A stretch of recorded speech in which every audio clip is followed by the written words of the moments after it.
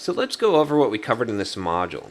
Well, we went through and we talked about what a generic is, which is basically just a way of writing some code that's independent of a type. And we found out that we could do this in a class and we could do this in a method. So I showed you how we could create a generic class, and we created a generic class so that we could specify what type we wanted to use and reuse that class for a whole bunch of different types. Then we went through and we did the same thing and created a generic method, a method that could be used and operate on multiple kinds of types.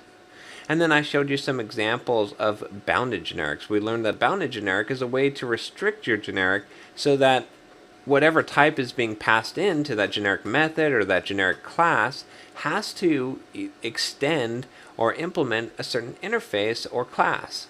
Then we looked at the special case of wildcards in generics, and this is one of the more complicated features that exists in Java for generics. And we talked about how you could use a wildcard to represent almost a generic type, a type that would either represent a whole class of types, any types of generics that would inherit from whatever the type is, or any classes that were a parent of whatever the type is.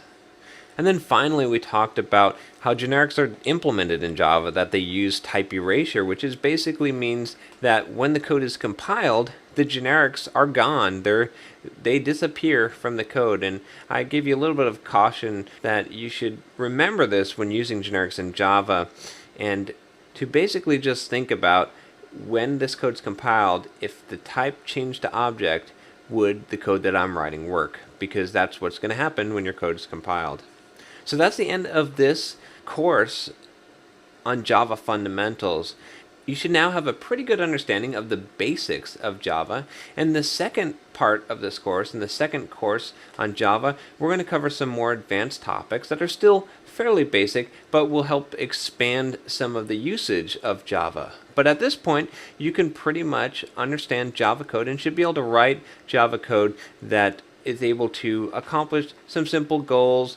And we've really covered most of the language features that exist in Java, or at least most of the basic ones that you'll use on a day-to-day basis.